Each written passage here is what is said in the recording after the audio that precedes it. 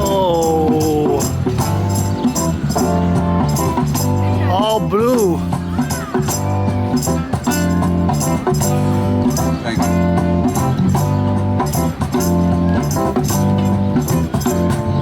The sea, the sky, and I see.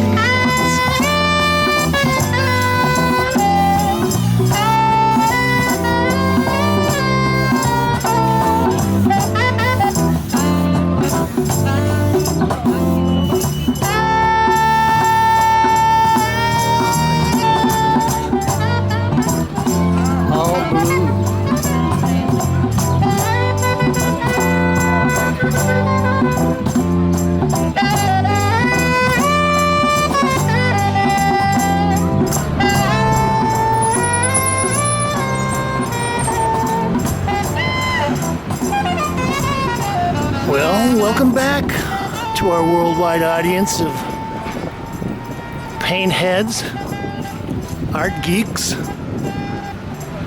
specialists. It's James Kalm, your half-assed reporter, the guy on the bike. And we are in Chelsea today, and it is the first hot day of summer 2021. And we're gonna hop in here to 526. Try to get some pictures of an exhibition. Stay tuned. Okay, we're gonna run in here to Morgan Lehman. And we're gonna take a stroll through an exhibition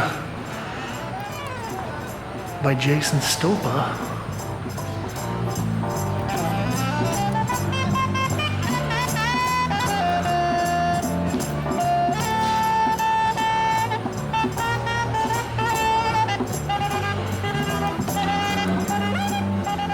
Okay, well, we're joined here by Franklin Evans.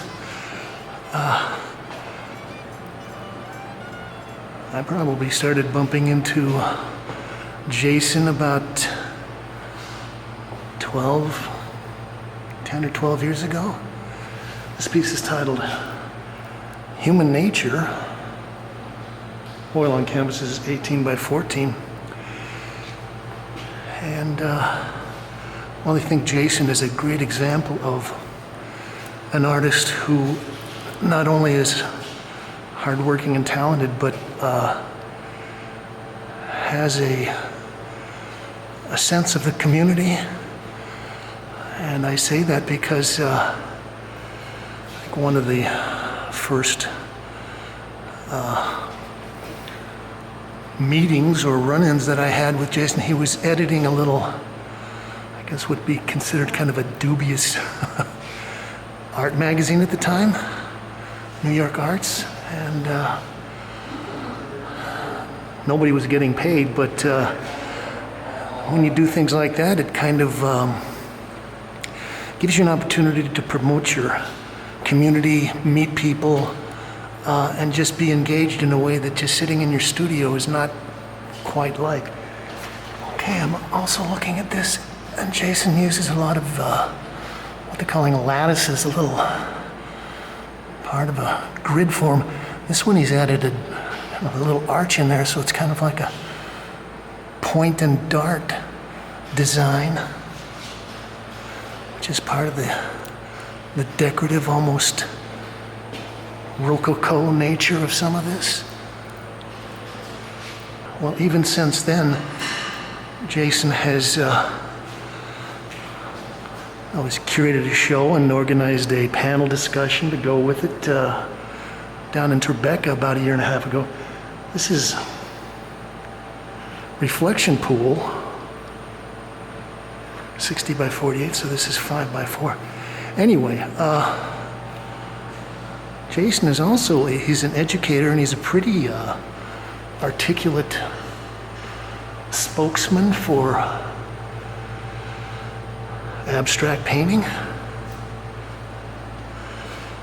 And, well, I am a fan of color field painting, color theory painting.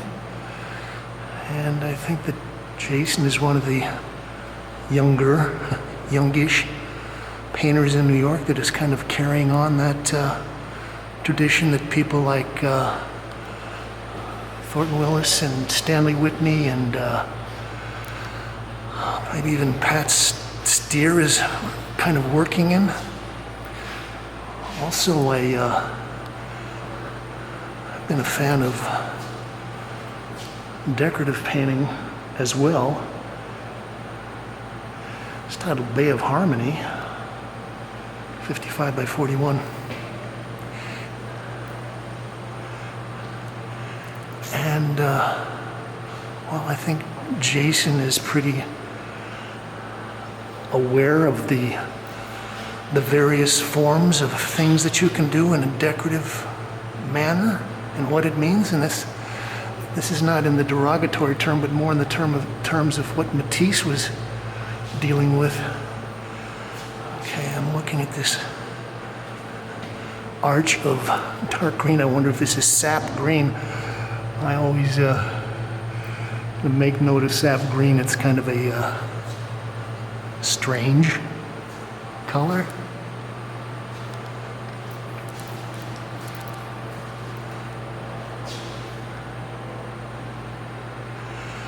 Okay, this is the namesake of the show. This is Joy Labyrinth.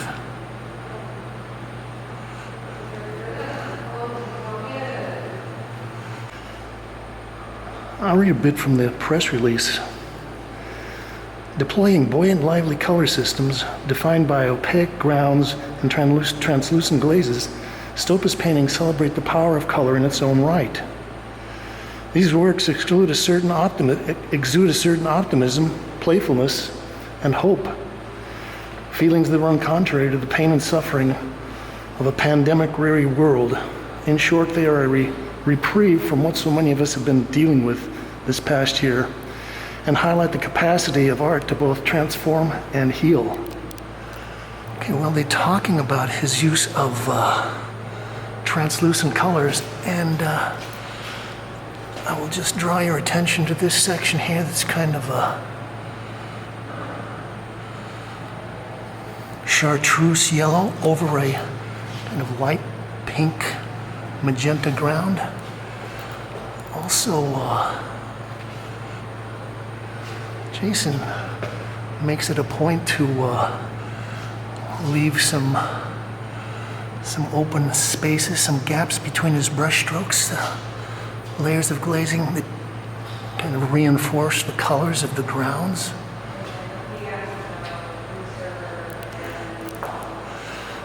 Also, they're talking about him using various themes, heraldry, cartoons, jazz.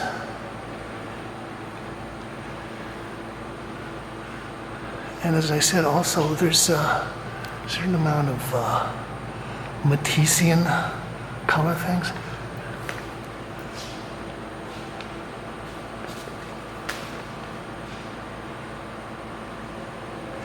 It's titled Roman Garden Arch. And yeah, now he gets into some very kind of calligraphic line forms. Also, he's got some paint squirted straight out of the tube on there on the edge. And that was one of the things I also enjoyed about Jason's work, which he kind of played down in some of the recent pieces I've seen. It's titled Drop City, 60 by 48. It's kind of interesting because a lot of the forms that he uses kind of reach out and encompass the entire canvas, or kind of fit into it into a kind of a grid. In this piece, you've got these biomorphic forms kind of floating in here, but it does get to the notion of kind of heraldry. And here he's got his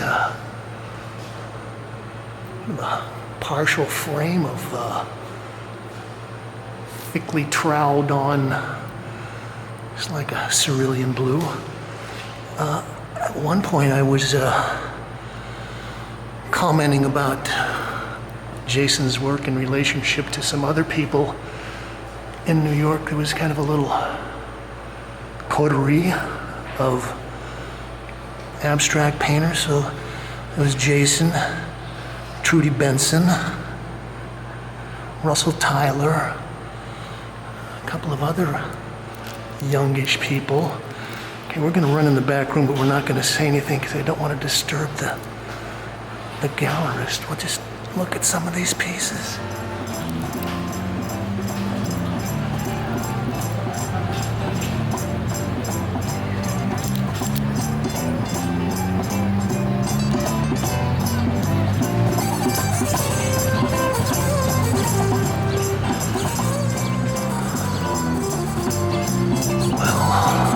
James Kalm reporting on Jason Stopa. Joy Labyrinth here at Morgan Lehman. We're gonna run on and see if we can get a few more pictures of a few more galleries. From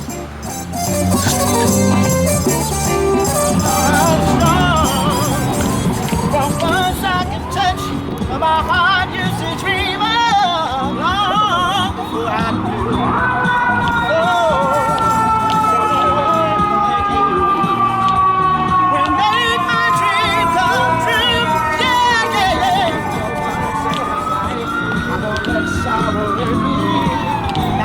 Hurt me before. For once I have something I know won't serve me. I'm not alone anymore. For once I can say, this is mine, you can take it. Long as I know what I love, I can make it. For once in my life, I have someone who needs me.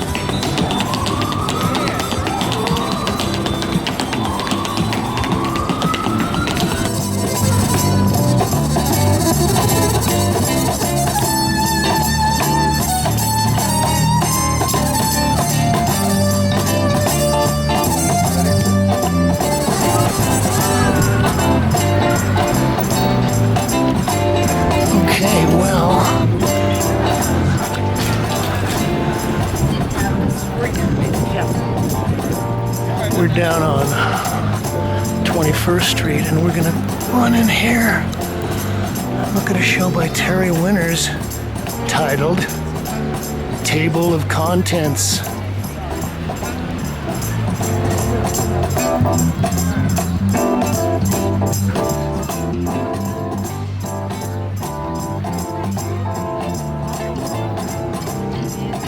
I have been trying to get over here for about the last 3 weeks.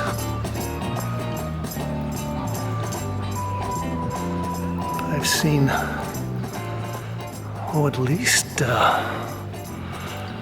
3 or 4 reviews of this show.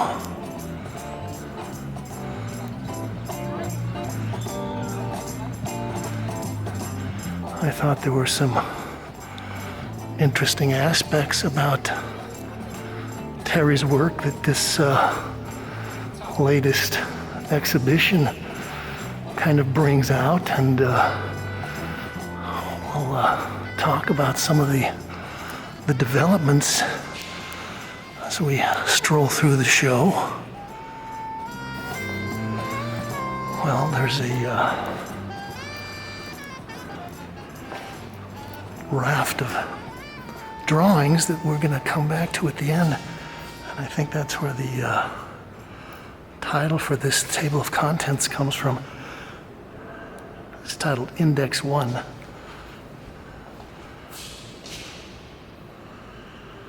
Oil, wax, and resin on linen, 88 by 68. This is 2021.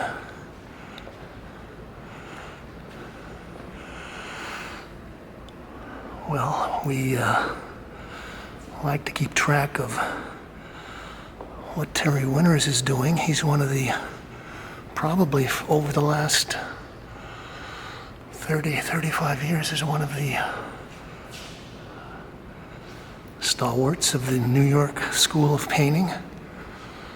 And, well, a lot of trendy little currents, sub-movements, things like that seem to come and go, but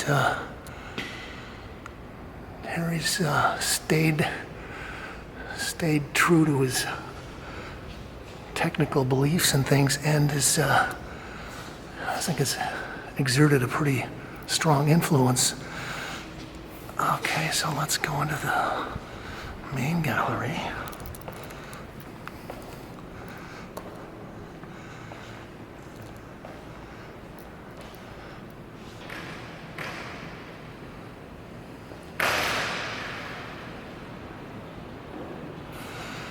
This is titled Index 2.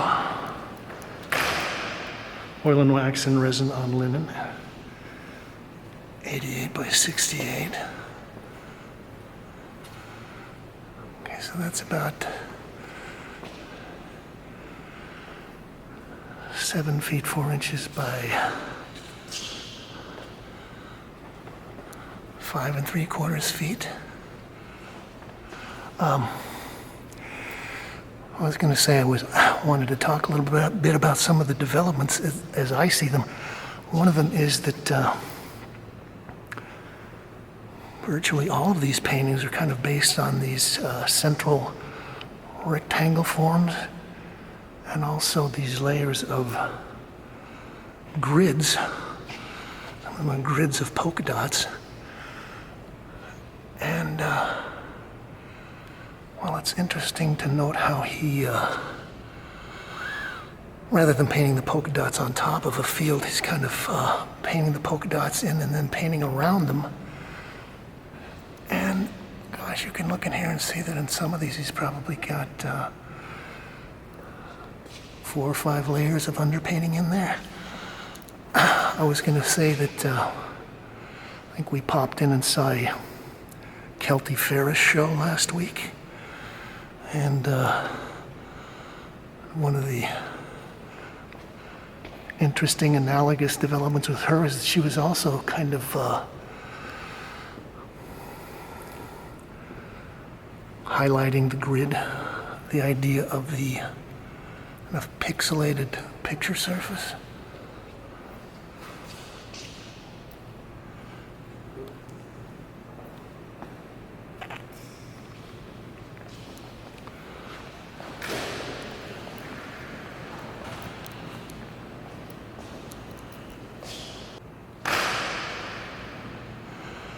This is index number 4. Well, also I'm noticing on a lot of these he's actually kind of putting these margins in there. A lot of pain reaction, but it kind of amplifies the basic geometrical forms. Well, one of the things I've been talking about recently is I was talking with Kathy Bradford about the cuisine of painting, and how maybe painting with acrylic is a different cuisine from painting with oil. And I would say that Terry Winters is one of those artists who understands the cuisine of oil and oil painting.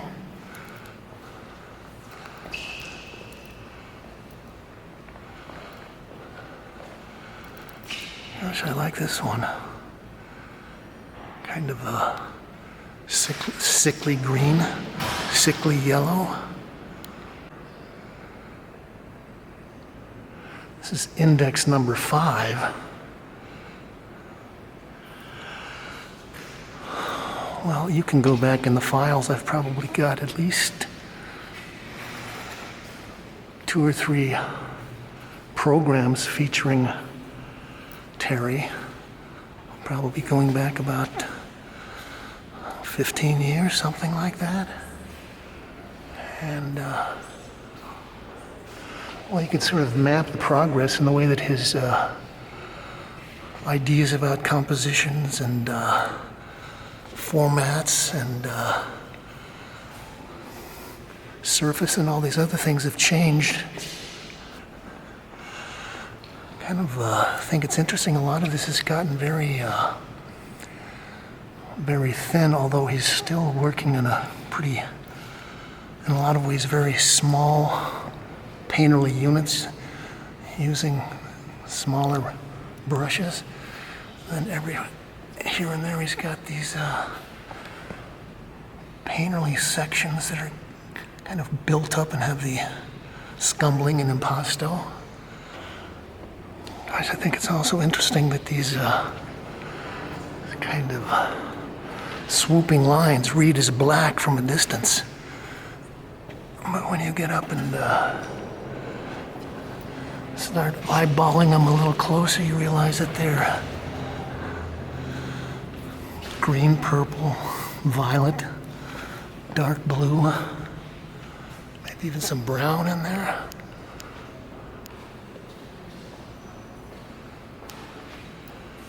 And that, gosh, each one of those pigments kind of reflects light in a different way. And in certain ways, it's kind of patterns on top of patterns. Yeah, I like that.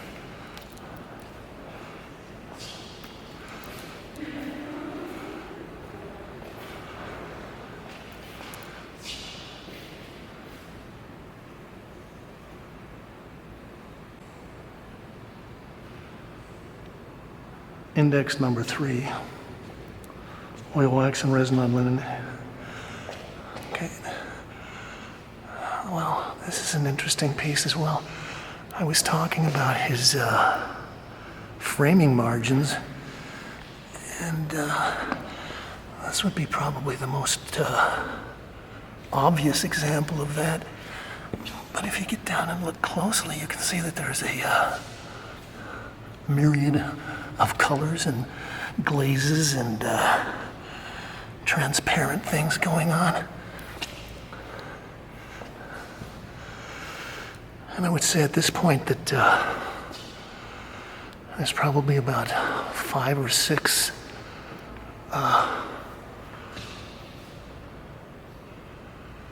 major long-time practitioners, surviving practitioners of the New York Painting School, and Terry's up there, maybe Bryce Martin. Mentioned Pat Steer, Bill Jensen, not a lot. I think another thing is, if you go back, there's a file on the show, I think it was titled Fast Forward. It's a show at the Whitney Museum, and they've got one of Terry's first huge paintings. It's probably from the early 80s. And, well, that was at the end of conceptualism, and being a painter at that point was pretty radical, pretty dangerous, and, well, Terry was doing a very good job of it. Lots of paint, but even then he was kind of basing his abstract paintings on studies of pollen and various kinds of organic things that he'd found in science books and things like that. And some of these have that similar kind of sensibility, as if there's something that he's basing these on and kind of abstracting the notions and the forms.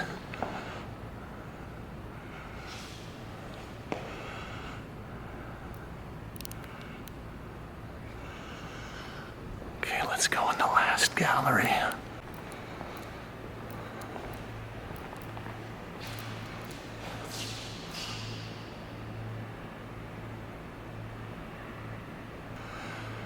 Magic architecture.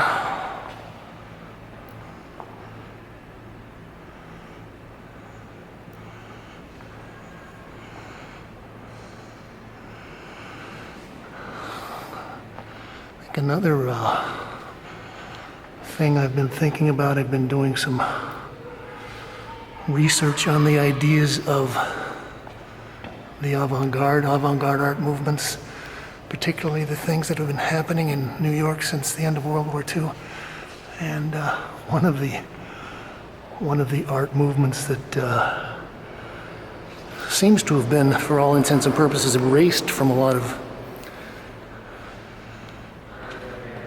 art history is the pattern and decorative movement. People like Joyce Kozloff, Robert Zakanich, Robert Kirshner. I think this has a kind of an echo of the decorative and the pattern.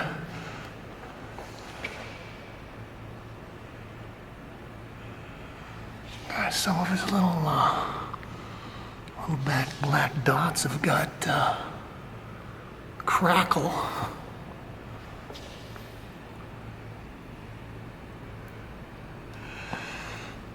I hope I'm going slow enough for you viewers. I get a lot of complaints that people feel like I feel like they're looking at paintings from a roller coaster or they get seasick. We'll just walk along some of these like they're paper, 43 by 31, something like that.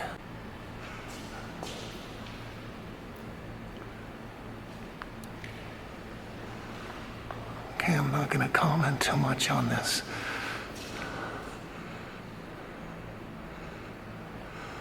I like the central oval form. And again, these are oil on paper.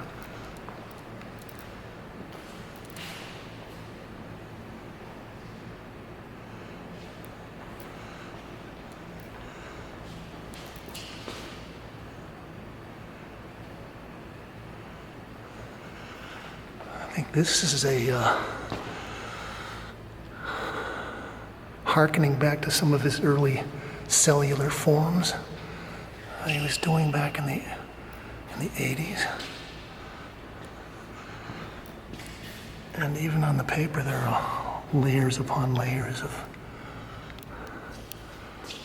thin brushed in colors.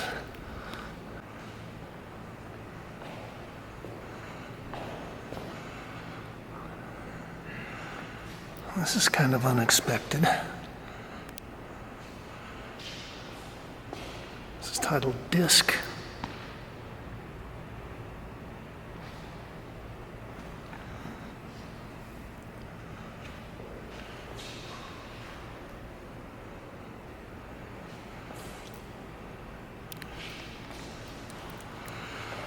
And we'll wrap up looking at this.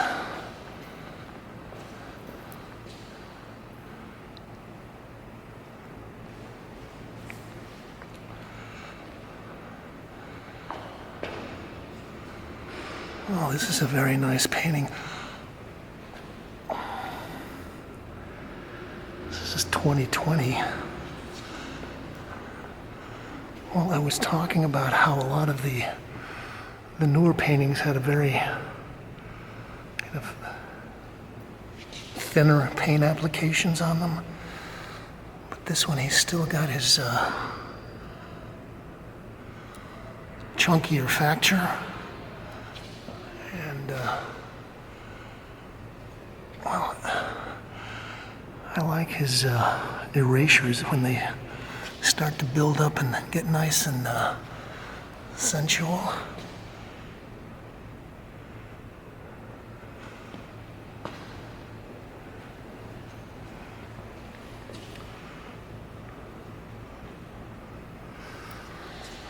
think also the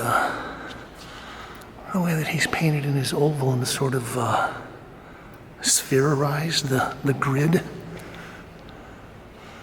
is nice.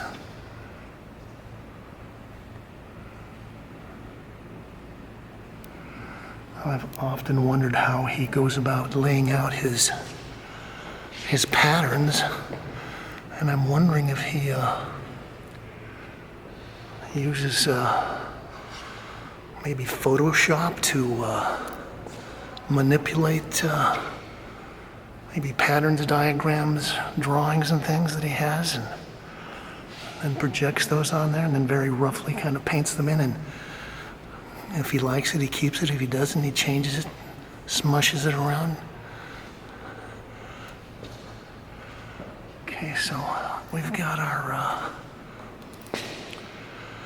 large pink oval, and then within that we've got 1, 2, 3, 4 other ovals. This is a very nice painting.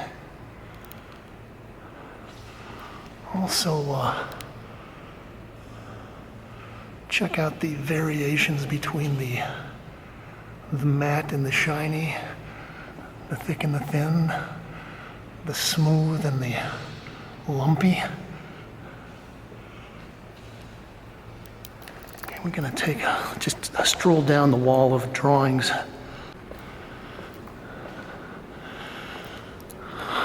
Okay, I'm just gonna walk along here and look at this. Okay, so these are kind of on little index sheets, number 13. And, well, they're mixed media, but I would say they look like ink, graphite, maybe oil stick, colored pencil.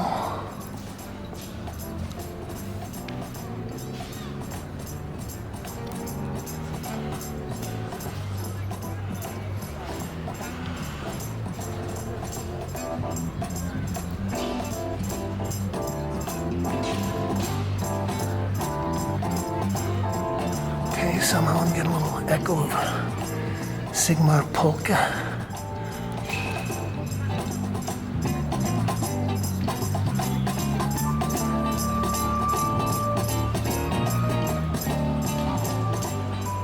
Okay, so I just looked at a painting that relates to this one.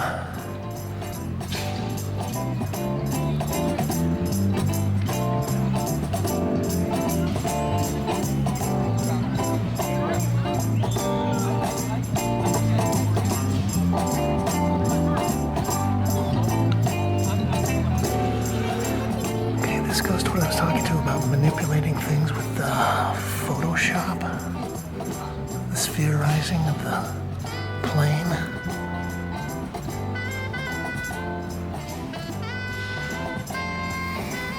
Somehow they also make me think of Joyce Pensado,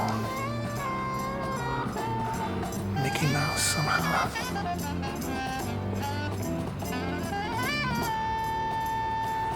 I do like the reduced palette down to mostly just the blacks and the dark grays. Some of them have got a waxy surface.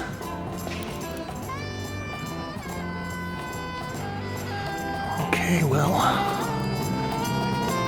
James Kalm reporting on Terry Winter's Table of Contents here at Matthew Mark's gallery. You can like this, share, link it up to all your social media sites, and you can subscribe. And you can leave your thoughts, ideas, comments, criticisms, and reviews below. But as we always say, and we couldn't do it without her, thank you, Kate.